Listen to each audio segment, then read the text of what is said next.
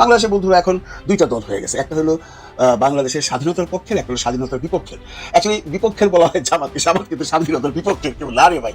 মুহূর্তেই ভিপি সাদিক কায়েমের অসাধারণ সিদ্ধান্তে পুরো বাংলাদেশ ইমপ্রেসড, ইউনূস সরকারের ভেতরেও তোলপাড়। দর্শক, আপনি জানেন যে সরকার সিদ্ধান্ত নিয়েছে যে বিপ্লবীদের গুরুত্বপূর্ণ ব্যক্তিদের নিরাপত্তার জন্য দেহরক্ষী এবং গানম্যান দিবে। অনেকে রাজি হয়েছেন, অনেকে আবেদন করেছেন। ইউনূস, ডক্টর ইউনূসের সাহস, দুঃসাহস, কর্মতৎপরতা, মিশন ভীষণ এবং বাংলাদেশের জন্য এক প্রতিরক্ষা দেয়াল, তা বিশ্লেষণ করার জন্য ইউনূসকে ভিশনারি বা মিশনারি হিসেবে না দেখলে আপনি বুঝতেই পারবেন না ইউনূসের সাহস কোন লেভেলের। সাহস মানে চিল্লাচিল্লি নয়, সাহস মানে অন্যের উপরে আক্রমণাত্মক আচরণ দেখানো নয়। সাহস মানে হলো আমি এই কাজ করব, এই কাজ করতে পারবো। ইউনূস সেই ধরনের এক লোক। শরীফ ওসমান হাদিকে কোনো গুরুত্ব দিচ্ছে না বিএনপি। ওসমান হাদি নামের কোনো টপিক বিএনপি ডিকশনারিতে নাই। বিএনপি সর্বোচ্চ চেষ্টা করছে ওসমান হাদিকে আলোচনা থেকে দূরে রাখতে, মিডিয়া থেকে ব্ল্যাকআউট করে দিতে, দৃশ্যপটের বাইরে ঠেলে দিতে, কিন্তু কোনো পারছে না।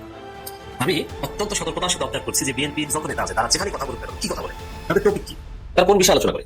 আমি দেখছি যে নানান বিষয়ে কথা বলে, কোথাও গাছ পড়েছে কিনা, গাছের পাতা শুকিয়ে গেছে কিনা, গাছের গোড়ায় পানি দেওয়া হচ্ছে কিনা, এগুলো দেখে। বিমানবন্দরের আশেপাশে গাছগুলো মরা না যেতা, এগুলো দেখে। 218 কোটি টাকা ব্যয় করেছিল খুন করার জন্য। হাদিবের বিচার যদি আমরা নিশ্চিত করতে না পারি, আমরা যারা কথা বলছি আমাদেরকে কাউকে রাখবে না। আপনি সাংবাদিকদের অনুসন্ধানে দেখছেন না, 218 কোটি টাকার চেক পাওয়া গেছে, এক একটা চেকে 2 কোটি করে, কম বেশি করে। শুধু হাদিবাইকে মারাই তো তাদের টার্গেট ছিল না, এই খুনি চক্রের, এই কিলার চক্রের। যারাই বাংলাদেশপন্থী, যারা বাংলাদেশের এই রাজনীতিকে নতুন একটা সিস্টেম দিতে চায়, নতুন রাজনীতি নিয়ে আসতে চায়, সবাইকে মারার, সবাইকে খুন করার তাদের এই খুনি চক্রের প্ল্যান। তারেক রহমান সাহেব ভারতের সহযোগিতায় আসতেছে, মানে ভারত গ্রিন সিগন্যাল দিছে, দিল্লি থেকে গ্রিন সিগন্যাল নিয়ে উনি বাংলাদেশে আসতেছে।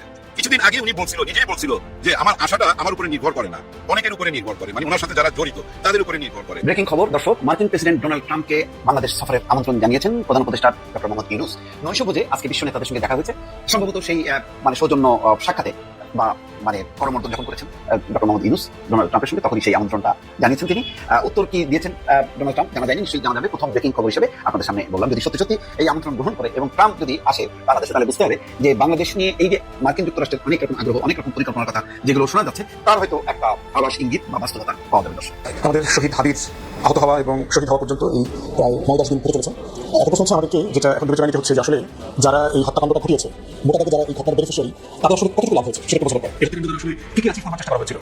প্রথমত হচ্ছে যে যারা এটার সাথে জড়িত, তারা এটা বোঝানোর চেষ্টা করেছে যে বাংলাদেশে আমরা চাইলে এখন অনেক কিছু করতে পারি, আমাদের অনেক ক্ষমতা আছে। ওসমান হাদির পরে এবার খুলনায় এনসিপির এক নেতা গুলিবিদ্ধ হলেন। এনসিপির শ্রমিক উইংয়ের, শ্রমিক শক্তির খুলনার আহ্বায়ক, বড় নেতা তিনি গুলিবিদ্ধ হয়েছেন। কি ঘটলো খুলনায়, কেন এটা হচ্ছে? নিরাপত্তা সংখ্যা যদি নাই থাকে, তাহলে একের পর এক এই ঘটনাগুলো কেন ঘটছে? বাংলাদেশের লেনদুপ দর্জি কে? শেখ হাসিনা। পালিয়ে যাবার পর শেখ হাসিনা কিন্তু দিল্লিকে বলেছিল ঢাকা অ্যাটাক করার জন্য। এই নিউজটা কি আপনারা জানেন? নিশ্চয়ই জানেন। আমার দেশ পত্রিকা গত বছর অর্থাৎ 22 ডিসেম্বর যখন বের হয়, তখন প্রথম লিড নিউজটি ছিল দিল্লিকে ঢাকা অ্যাটাক করতে বলেছিল হাসিনা। কিন্তু দিল্লি কেন করেনি? দিল্লি সেটাতে রাজিও ছিল ঢাকা অ্যাটাক করার জন্য, কিন্তু কেন করেনি? এই কথাটি বলার পরে আমরা মেইন ইস্যুতে যাব। কারণ বাংলাদেশের ততদিনে বাংলাদেশের চেয়ারে বসে গেছে এক বিশাল দেয়াল, যে ভয়ে ভারত আর বাংলাদেশে অ্যাটাক করতে পারেনি, ঢাকা অ্যাটাক থেকে পিছিয়ে গিয়েছে। তিনি হলেন ডক্টর মোহাম্মদ ইউনূস। নয়তোবা ভারতের যে সিকিম রাজ্য আছে, এই রাজ্যটি কিন্তু 75 সালের ফেব্রুয়ারি মাস পর্যন্ত একটি স্বাধীন দেশ ছিল। 75 সালে তখন তারা জাতিসংঘের সদস্য হতে যাচ্ছে, তোড়জোড় চলছে, কিন্তু ভারত এই কাজটি পিছিয়ে দেয়, পিছিয়ে দিয়ে গণভোট দেয়। তখন চাগল রাজ্যের অধীনে ছিল সিকিম, অর্থাৎ একজন রাজা ছিলেন, সৌদি আরবের মতো অনেকটা। এই ছাগল রাজ্যের বিরুদ্ধে লেনদুপ দর্জি গণতান্ত্রিক আন্দোলন করে। এই লেনদুপ দর্জিকে সাপোর্ট দিতে শুরু করে ভারত, যেমন বাংলাদেশে শেখ মুজিবকে সাপোর্ট দিতে শুরু করে ভারত। লেনদুপ দর্জি শেষ পর্যন্ত একটি গণভোট দেয়। ভারতের সিকিমের জনগণ কি ভারতের সাথে থাকবে নাকি স্বাধীন থাকবে? তারা ভুয়া একটি রায় দেখায় যে সিকিমের জনগণ ভারতের সাথে থাকতে চায়। বাস, ভারতকে করে ফেলা হলো, সিকিমকে করা হলো ভারতের অঙ্গরাজ্য। আর লেনদুপ দর্জি প্রধান মুখ্যমন্ত্রী হলেন। এরপরে সিকিমের মানুষ ত্যক্ত বিরক্ত হয়ে তাকে শেখ হাসিনার মতো দৌড়ানি দেয়। সে তখন ভারতে চলে আসে। পশ্চিমবঙ্গে অর্থাৎ কলকাতাতে তার মৃত্যু হয়েছিল এই বেইমানের। শেখ হাসিনা যেভাবে পালিয়ে গিয়েছে, কিন্তু লেনদুপ দর্জি আর সিকিমে ফিরতে পারেনি। শেখ হাসিনা কিন্তু এখনো ফেরার স্বপ্ন দেখছে। কারণ কি? কারণ এই দেশে ভারতের অনেকগুলো শক্তি আছে। প্রথম আলো আছে, কয়েক হাজার সাংবাদিক আছে, মানে মুখোশধারী, এরা ভারতীয় কর্মী, সংবাদ কর্মীরা, এদেরকে আমরা চিনে ফেলেছি। এটা হলো আমাদের সাফল্য, যদিও দেরি হয়েছে। তো এই ইউনুস যে কাজ এবার করে ফেলেছেন সেটা হলো, দেখেন, ভারতে বাংলাদেশের দূতাবাসে আবার হামলা হয়েছে, আগুন জ্বালানো হয়েছে। ওই ভূমিটা কিন্তু আমাদের, ওই ভূখণ্ডটা আমাদের। এর আগেও কিন্তু আরেকবার আমাদের দূতাবাসে হামলা হয়েছে। আমাদের বাইনচোদ পররাষ্ট্র উপদেষ্টা জারজ, যৌথ ক্রোমোজোমে জন্ম নেওয়া উপদেষ্টা তৌহিদ কোনো কথা বলে নাই তখন। এবার যখন ইউনুস দুঃসাহসী কাজ দেখালো এই ডিসেম্বরে, নির্দেশ দিছে তৌহিদকে, তৌহিদের চলে যাওয়া উচিত, নাহলে আমরা তাকে খানকির ফুট বলে গালি দিব। তার সব আত্মীয় স্বজন এখন আমেরিকা। ওয়াকারেরও পদত্যাগ করা উচিত, নয়তো আমরা তাকে মাগির ফুট বলে গালি দিব ভবিষ্যতে। তো এই যে এবার যে হামলা করলো, এবার কড়া প্রতিবাদ জানিয়েছে। ভাষাটা দেখেছেন যে হিন্দুত্ববাদীরা, উগ্র হিন্দুত্ববাদীরা সেখানে আক্রমণ করেছে। একদম সুন্দর। ভারত যে ধরনের ভাষা ব্যবহার করে, ভারত যেমন ডক্টর ইউনুসকে জঙ্গি বলে, আমাদের ছাত্র জনতাকে জঙ্গি বলে, উগ্র বলে, তাদের ধারাবাহিকতায় আমাদের সাংবাদিকরা তৌহিদি জনতা বলে, দেখবেন। হ্যাঁ, এবং প্রথম আলোর পারপাসে যাদেরকে অ্যারেস্ট করা হচ্ছে এখন পর্যন্ত 17 জন, আমরা কিন্তু দেখে তাকায় আছি। প্রথম আলোতে আবার গেলে কি হবে? প্রথম আলোর অফিসের সামনে গরু জবাই করলে কি হবে? নিউ ইয়র্ক পত্রিকা, আমেরিকান নিউ ইয়র্ক টাইমস, পৃথিবীর সবচেয়ে সার্কুলেটেড পত্রিকা, সামনে মানুষ প্রতিবাদ করে, গান বাজনা করে, মিথ্যা সংবাদের প্রতিবাদ করে। আর তাদের এখানে করা যাবে না, তাদেরকে কিছু বলা যাবে না, তাদের বিচার হবে না। বিবিসি মানুষের কাছে ক্ষমা চায় মিথ্যা খবর পড়লে, নিউ ইয়র্ক টাইমস ক্ষমা চায়, কিন্তু তাদেরকে কিছু বলা যাবে না, তাদের জবাবদিহিতা নাই। তারা ঈশ্বর হয়ে বসে আছে মোদির মতো। তারা সাংবাদিক, বাংলাদেশের এক একটা সাংবাদিক এক একটা মোদি আমাদের কাছে, সব ভারতের বয়ান আমাদেরকে শোনাবে। মিডিয়া কর্মী মানে সন্দেহ করবেন, মিডিয়ার মধ্যে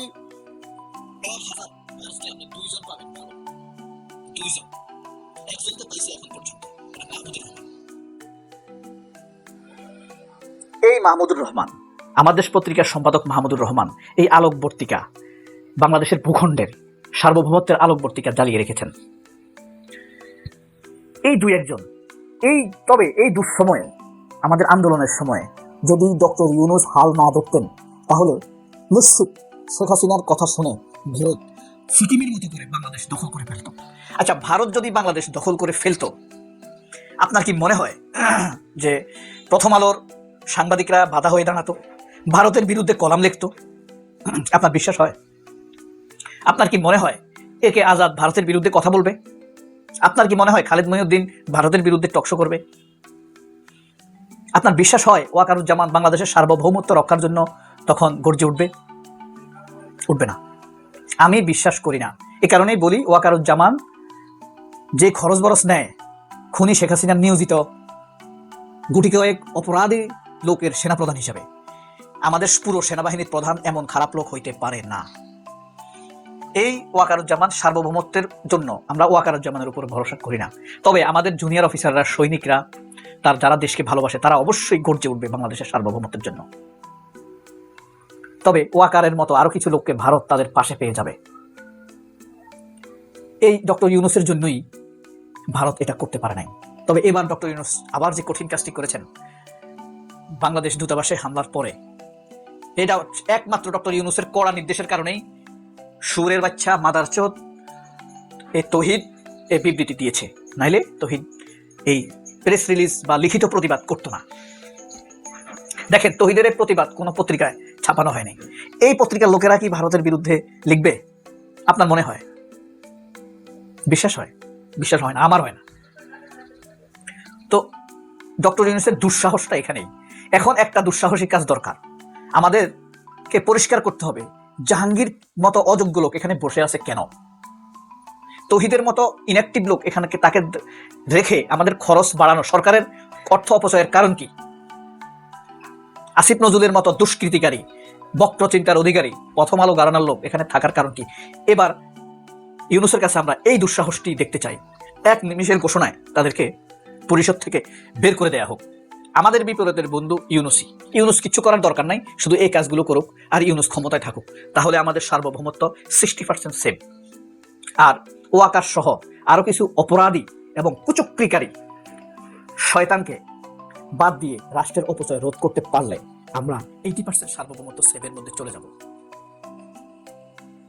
ওয়াকারের ক্ষতি থেকে আল্লাহ বাংলাদেশকে হেফাজত করুক, বিএনপির দুষ্কৃতিকারীদের ক্ষতি থেকে আল্লাহ বাংলাদেশকে হেফাজত করুক। এই দোয়াটি করবেন, আমিন বলবেন। শরীফ ওসমান হাদিকে আল্লাহ বেহেশত নসিব করুক। তার বিচার, তাকে যারা হত্যা করেছে এবং তার বিচারের ক্ষেত্রে যারা বাধা, চক্রান্তের সাথে যারা জড়িত, জানে জেনেও চুপ আছে, তাদের উপর আল্লাহ নালত বর্ষিত হোক। আল্লাহ যেন খুব ইমিডিয়েটলি আমাদেরকে দেখায়। আসসালামু আলাইকুম। কিন্তু ভিপি সাদিক কায়েমকে আবেদন ছাড়া দিচ্ছে, ভিপি নূরকেও। এই দুই ভিপি তারা ইউনূস সরকারকে বাধ্য করবে পুরো জনগণের জন্য নিরাপত্তা নিশ্চিত করতে। সেই গানম্যানের প্রস্তাব ভিপি সাদিক কায়েম এবং ভিপি নূর প্রত্যাখ্যান করেছে যে না, আমরা এটা চাই না। এখন ইউনূস সরকার ভাবছে যে বাবা, এরা কারা?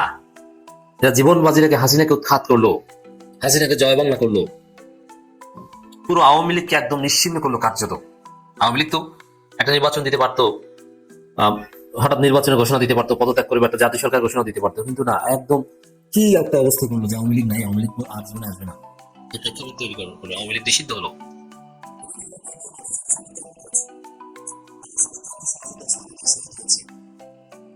কিন্তু তাদের কোনো ভয় নাই। সরকার গানম্যান দিতে চায়, বিরোধী লাগবে না, আমরা জীবন দেব। শুধু আমাদের নিরাপত্তা দিতে হবে, পুরো জনগণের নিরাপত্তা নিশ্চিত করেন, সমস্ত ষড়যন্ত্র নস্যাৎ করে দেন। এই অবৈধ অস্ত্র কোথা থেকে আসে, এগুলো সব জব্দ করেন। অবৈধ অস্ত্র না থাকলে তার গুলি করার কোনো প্রশ্ন আসে না।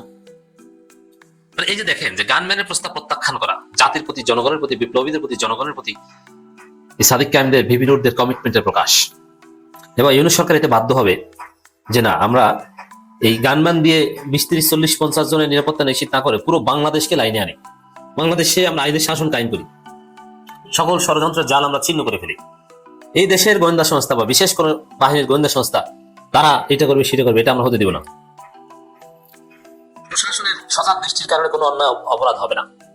এই ব্যবস্থা করতে বাধ্য হবে ভিপি সাদিক কায়েমদের, ভিপি নূরদের এই সাহসী সিদ্ধান্তের জন্য। এনসিপির অনেকে তো আবেদন করেছে আমাদেরকে দেন, কিন্তু সাদিক কায়েম এবং ভিপি নূর তারা প্রস্তাব প্রত্যাখ্যান করেছে যে গানম্যান দরকার নেই। আল্লাহ এদেরকে কি দিয়ে বানিয়েছে দেখেছেন? 1 মিনিটের জন্য জীবনের পরোয়া সাদিক কায়েম করে না, সবসময় আল্লাহর দরবারে হাজিরা দেওয়ার জন্য সাদিক কায়েম রেডি, প্রস্তুত। এবং সাদিক কায়েমের যে কি আবেগ ওসমান হাদির হত্যার পর, শাহাদাতের পর আপনারা দেখেছেন, একদম অন্তর থেকে, মন থেকে ওসমান হাদির জন্য সাদিক কায়েমদের ভালোবাসা আপন ভাইয়ের মতো মনে করেন। নইলে এভাবে আবেগ, এভাবে কান্না। হাসনাত আব্দুল্লাহর ক্ষেত্রে আমি সেম কথা বলবো, হওয়ার কথা না। দর্শক, সরকারের পক্ষ থেকে গানম্যান প্রদানের প্রস্তাব প্রত্যাখ্যান এবং সর্বস্তরের মানুষের নিরাপত্তা নিশ্চিতের দাবি। বিভিন্ন প্রত্যাখ্যান করলেও সাদিক কায়েমের মতো এভাবে বিভিন্ন সিদ্ধান্ত হিট হয়নি এবং এইভাবে আলাদা দাবি উত্থাপন করে চমৎকার ভাবে তুলে ধরতে পারেন। এবং আগে সাদিক কায়েম দেন বিভিন্ন এই যে জনগণের নিরাপত্তা নিশ্চিতের দাবি, জনগণের জন্য জামাত এবং শিবিরের লোকজনই জনগণের সমস্ত অধিকার নিশ্চিত করছে। আমি আমিরে জামাত, আমি পৃথিবীর যে কোনো জায়গায় চিকিৎসা নিতে যেতে পারি, আমি যেমন আমি বাংলাদেশে চিকিৎসা নেবো, তাতে বাংলাদেশের উপর আস্থা তৈরি হয় মানুষের, বাংলাদেশের ব্যবস্থা উন্নত হয়। আমি সাদিক কায়েম, আমি গানম্যান পাই, কিন্তু আমি নেব না, বাংলাদেশের জনগণের নিরাপত্তা চাই। এর মানে আগে জনগণ, তারপরে জামাত, তারপরে শিবির। জনগণের জন্যই জামাত, জনগণের জন্য শিবির, জনগণের জন্য ডাক্তার শফিকুর রহমান, জনগণের জন্য ভিপি সাদিক কায়েম। জনগণের জন্য তারা যে কোনো মুহূর্তে জীবন দিতে প্রস্তুত। সম্প্রতি জীবন দিতে প্রস্তুত, ইট ডাজন্ট মিন দ্যাট যে সতর্কতামূলক ব্যবস্থা নেওয়া যাবে না। সতর্কতামূলক ব্যবস্থা আছে, কিন্তু তারপরও নিজে সুরক্ষিত থাকবে। এবং এই যে সাদিক কায়েমদের সিদ্ধান্ত, বিভিন্নদের সিদ্ধান্ত, এটা তারেক রহমানকে বেকায়দায় ফেলবে। কারণ মানুষ দেখবে, মানুষ তুলনা করবে যে সাদিক কায়েমরা গানম্যান পেয়েও নেয় না, আর তারেক রহমান নিজে বুলেট প্রুফ গাড়ি এনে কল্লা জাগানো রাজনীতি করে। মানে একটু কল্লা জায়গায় আবার ভিতরে ঢুকে পারে, একটু কল্লা জায়গায় আবার ভিতরে ঢুকে পারে। এরকম নেতা জনগণ চায় না। জনগণ চায় যে গানম্যান পাওয়া সত্ত্বেও এই প্রত্যাখ্যান করে জনগণের সাথে মিশবেন, জনগণের উপরই ভরসা রাখবেন, প্রয়োজনে ঝুঁকি নেবেন। এবং নিজে যদি এরকম সুরক্ষিত থাকে, তাহলে জনগণের নিরাপত্তার বিষয়টা এরকম ভাবাবেন। এরকম লাশ পড়লে কিছুই আসে যায় না। কিন্তু না, যখন সাদিক কায়েমরাই এরকম অরক্ষিত থাকবে, তখন পুরো বাংলাদেশকে সুরক্ষা দিতে বাধ্য হবে ইউনূস সরকার। এই দৃষ্টিকোণ থেকেই তারা এই সিদ্ধান্ত নিয়েছে। আর তারেক রহমান কল্লা জাগানো রাজনীতি, আর মানে বুলেট প্রুফ গাড়ির মধ্যে থাকবে, একটু পর একটু কল্লা জাগাবে, আবার হুট করে আবার সাপের জিবা যেরকম একটু বের করে, আবার ভিতরে ঢুকে, বের করে আবার ভিতরে, ওরকম দেখবেন। সম্প্রতি জুলাই বিপ্লবী ছাত্র নেতৃত্ব, বিভিন্ন রাজনৈতিক দলের নেতৃবৃন্দ ও মিডিয়া ব্যক্তিত্বদের নিরাপত্তা নিশ্চিতে সরকার কর্তৃক গানম্যান প্রদানের সিদ্ধান্ত গ্রহণ করা হয়েছে। এরই ধারাবাহিকতায় সরকারের পক্ষ থেকে গানম্যান সংক্রান্ত বিষয়ে আমাকে অবহিত করা হয়। এই প্রস্তাব গ্রহণ না করার সিদ্ধান্ত নিয়েছে। এরকম দেখেছে যে সরকার এরকম সুবিধা দেয় আর বলে যে এটা আমার দরকার নাই, আগে জনগণকে দেখেন। এটা কোন বাংলাদেশ? এটা তো সেই আমরা বই পুস্তকে যে গল্প পড়েছি সেরকম, যে আমি না খেয়ে খাবো না, আগে জনগণ খাবে তারপরে খলিফা খাবে। সেই ইসলামের প্রাথমিক যুগে এরকম অনেক মহান শাসক ছিলেন, মহান ব্যক্তি ছিলেন, তাদের মতো আগে সবার খাওয়া নিশ্চিত করে তারপরে আমি খাবো। জনগণ কাদেরকে ভোট দিবে? এমনি এমনি সাদিক কায়েম এত ভোট পায়নি।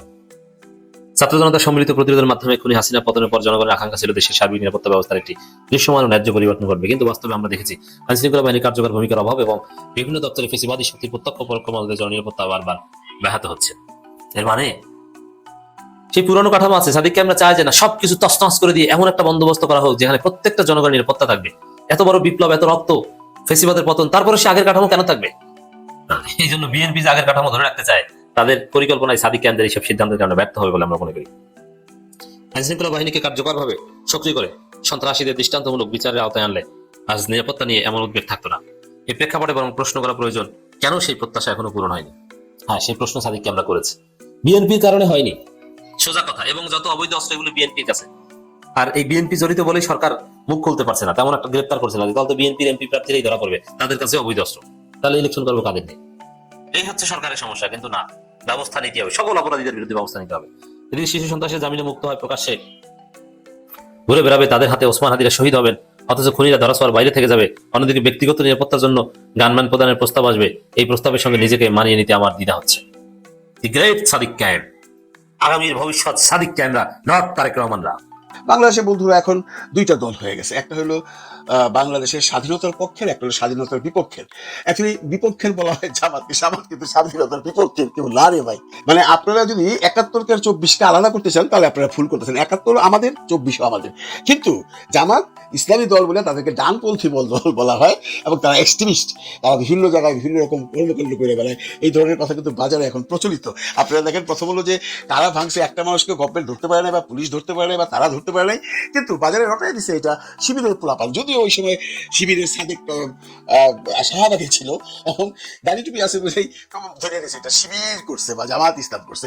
এগুলো থাকবে, এগুলো বলবেই, একদল আরেক দলকে ঘায়েল করবার জন্য বিভিন্ন রকম মিথ্যা অপপ্রচারও করবে, সেটাই নির্বাচনের নিয়ম। কিন্তু এই যে নির্বাচনটা হচ্ছে, এখানে যে ভোটের ব্যাপারে দেখবেন বাংলাদেশের দুইটা ভাগ হয়ে গেছে। একটা ভাগ হলো ৭১-এর পক্ষের মানুষ এবং তারা ভারতকে পছন্দ করে, মানে ভারতকে অপছন্দ করে না, ভারতের প্রতি তাদের কোনো কমপ্লেন নেই। আরেকটা হলো ৭১কে মানে মুক্তিযুদ্ধকে মানে কিন্তু ভারত বিরোধী আরেকটা পক্ষ, এটাকে বলা হয় ইসলামী পক্ষ। ইসলামী দল যারা করেন তারা কিন্তু ভারত বিরোধী না কি বিরোধী তারা বোঝে না, তারা জানে আল্লাহর পথে আমরা ভোটটা দেবো। এই যে দুইটা দল, একটা হলো ইসলামের পক্ষে, মানে এই ডান দিকে যে দলটা ডানপন্থী যারা, তারা ইসলামের পক্ষে, তারা ওই ভারত বিরোধী না পাকিস্তানের পক্ষে, এগুলো তারা চিন্তা করে না। তারা একটা জিনিসই চিন্তা করে, এরা ইসলামের পক্ষে কথা বলে। আরেকটা দল হলো এরা ইসলামের বিপক্ষে কথা বলে না, এরা কট্টর না, তার মানে বিএনপি। এই যে দুইটা দল এখন আছে বাংলাদেশে, এদের মধ্যে কম্পিটিশন হবে, কারণ এনসিপি আর এখন লিস্টে নাই। এনসিপি থেকে আমি কালকেও একটা কন্টেন্টে বলছি, বড়জোর নাহিদ, হাসনাত আব্দুল্লাহ, সার্জিস পর্যন্ত হয়তো বা পাশ করতে পারে। এরপরে বাকি যে নেতাগুলো আছে এগুলো আনকাউন্টেবল, কারণ বিএনপির বাঘা সেই সমস্ত প্রার্থীর সাথে লড়াই করা বা জামাতের প্রার্থীর সাথে লড়াই করা ইটস নট সো ইজি। কারণ জামাতের প্রার্থী মনে রাখবেন, তারা কিন্তু ইলেকশন করতেছে 5 বছর আগের থেকে। বিএনপি তো ইলেকশন করে না, বিএনপি দড়ির উপরে ছিল 17 বছর। জামাত ওই সময় দড়ির উপরে থাকার পরেও তারা মানুষের সাথে লিয়াজও রাখছে, তারা এলাকায় খুব পপুলার।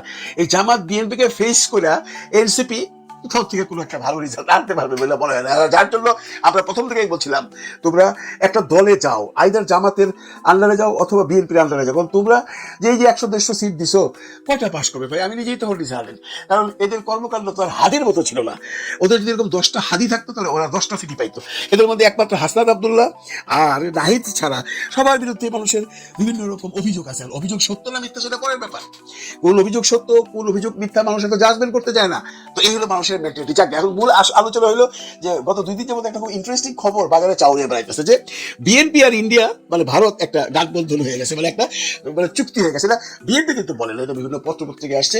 বেসিক্যালি এটা আনন্দবাজার পত্রিকায় গত পরশুদিন একটা বড় ফিচার ছাপা হয়েছে। আমি সেটা যদি আপনাদেরকে একটু দেখাই তাহলে আপনারা বুঝবেন ঘটনা কোথায়। দেখেন এখানে কি লিখছে, আনন্দবাজার লিখছে খালেদা পুত্রের সম্বল নয়াদিল্লির বন্ধুত্ব। খালেদা পুত্র লিখছে, দেখেন, তারেক জিয়া লেখা নাই, তারেক রহমানের লেখা নাই। মানে অ্যাকচুয়ালি বিএনপির সাথে কিন্তু ভারতের সম্পর্ক কখনোই ভালো ছিল না, এটা আমরা সবাই জানি। আওয়ামী লীগের সাথে যে একটা হৃদ্যতা ছিল সেটা তো বিএনপির সাথে কখনোই ছিল না। আচ্ছা, এখানে সব ঠিক থাকলে আগামী বৃহস্পতিবার 25শে ডিসেম্বর ঢাকায় নামছেন তারেক।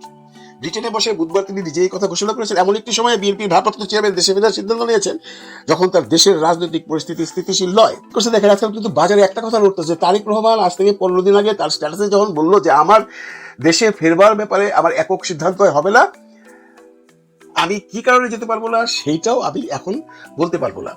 এখন তো সবাই বলছে তাহলে কি ভারত এতদিন আপনাকে বাধা দিয়েছে, এবং ভারত বাধা দেওয়ার পরে আপনি আসেন নাই, বা এখন ভারতের সাথে আপনার সমঝোতা হয়ে গেছে।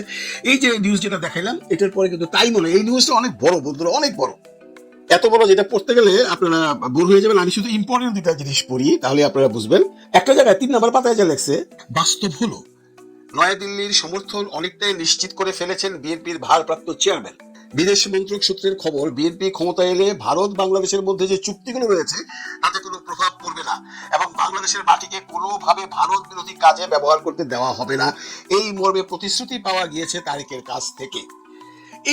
এই লাইনটাই আলাপ, মানে তারেকের সাথে বিএনপির একটা সমঝোতা হয়েছে। এখন প্রশ্ন হলো, তারেকের সাথে যদি বিএনপির সমঝোতা হয় তাহলে তো আওয়ামী লীগের ভোটগুলো পেয়ে যাবে, তারপরে কি বিএনপি কনফার্ম? যদিও এই নিউজটা আবারও বলতেছি আমি, এটা বিএনপি থেকে কোনো রকম মানে নোট দেওয়া হয় নাই বা বলা হয় নাই যে আমরা এই ধরনের কথাবার্তা আমাদের তারেক রহমানের সাথে হয়েছে। তারেক রহমান সব কিছু বলেন, এটা আনন্দবাজারের খবরটা সত্যতা আছে নিশ্চয়ই, নিশ্চয়ই তারেক রহমান ওইখান থেকে একটা স্ট্যাটাস দিতে যে না আমার সাথে এই ধরনের কোনো কথা হয় নাই। তো এইটা হওয়াতে বিএনপির জন্য যেমন সুখবর, ঠিক তেমনি জামাতের জন্য সুখবর। কারণ আমি বললাম না, বাংলাদেশের 2টা গ্রুপ, একটা হলো ভারতপন্থী, একটা হলো ভারত বিরোধী। তো ভারত বিরোধী যারা আছেন তারা যাও 2-4 জন মনে করেন বিএনপিকে পছন্দ করতো, আমার যেটা হিসাব যে আমরা ভাই ঠিক আছে জামাত ভালো দল, কিন্তু আমরা তো বিএনপিকেও পছন্দ করি, বিএনপিকে ভোটটা দেবো। তারা যদি এবার ভারত বিরোধী হয় তারা কিন্তু তখন বিএনপি থেকে সরে ভোটটা জামাতে চলে আসবে, এবং জামাত এটাকে কাজে লাগাবে কিনা সেটা এখন পর্যন্ত শিওর না। জামাত কিন্তু এত কথা বলে, এই ব্যাপারে কোনো কথা এখন পর্যন্ত কোথাও আমি শুনিনি। আপনারা যদি শুনে থাকেন বা দেখে থাকেন আমার একটু লেখা জানাবেন।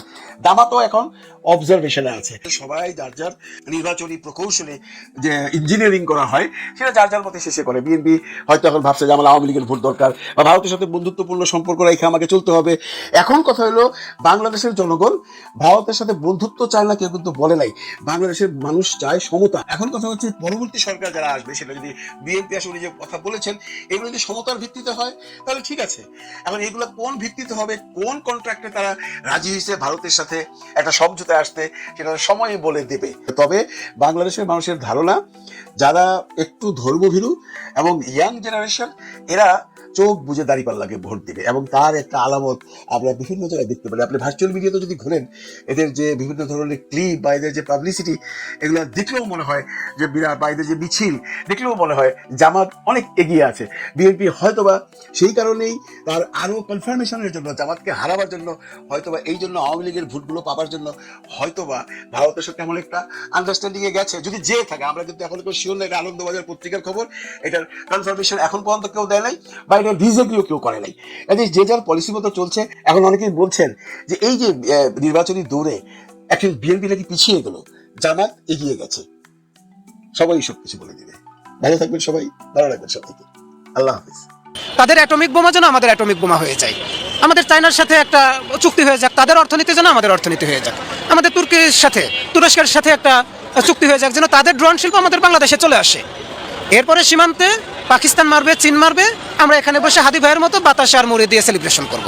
এখন আপনি এমন কথা বলেন না যেটা নির্বাচনের আগে উত্তেজনা তৈরি করে।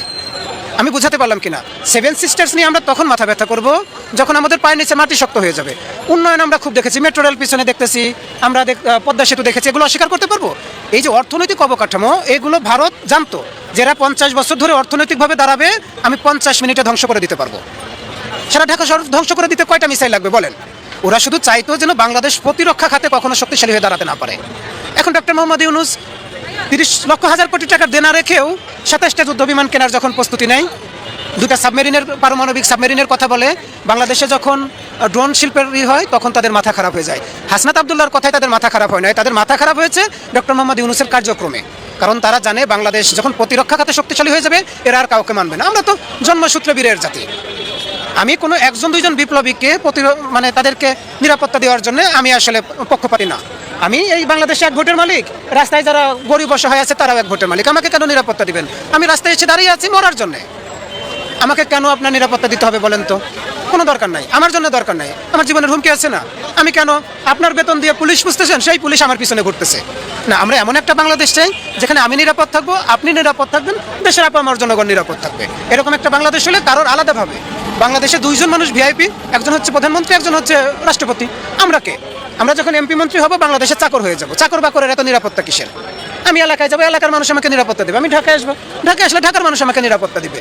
আমার আপনার বেতনের টাকা দিয়ে পুলিশ কেন তাকে বডিগার্ড লাগাই দিতে হবে? দরকার নাই। कौन है ये, कहां से आया और इतना हिम्मत कहां से लाया?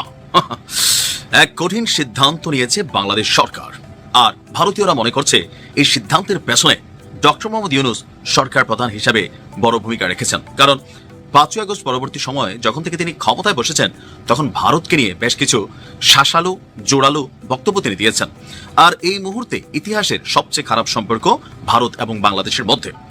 তবে এমন সিদ্ধান্ত নেওয়ার আগে বিকল্প রাস্তা হিসাবে আমরা কি বেছে নিয়েছি, আর এই সিদ্ধান্তের ফলে দেশের জনগোষ্ঠীর একাংশ খুশি হলেও যারা ভারতের উপরে এই মুহূর্তে নির্ভরশীল, ভারতের উপরে যারা এই মুহূর্তে রুটি, রিজিক, চিকিৎসা, শিক্ষা, বিদেশে যাবার জন্য এম্বাসিতে ভ্রমণ, বিভিন্ন বিষয়গুলোতে কানেক্টেড, তারা আসলে বিষয়টাকে কিভাবে দেখছে।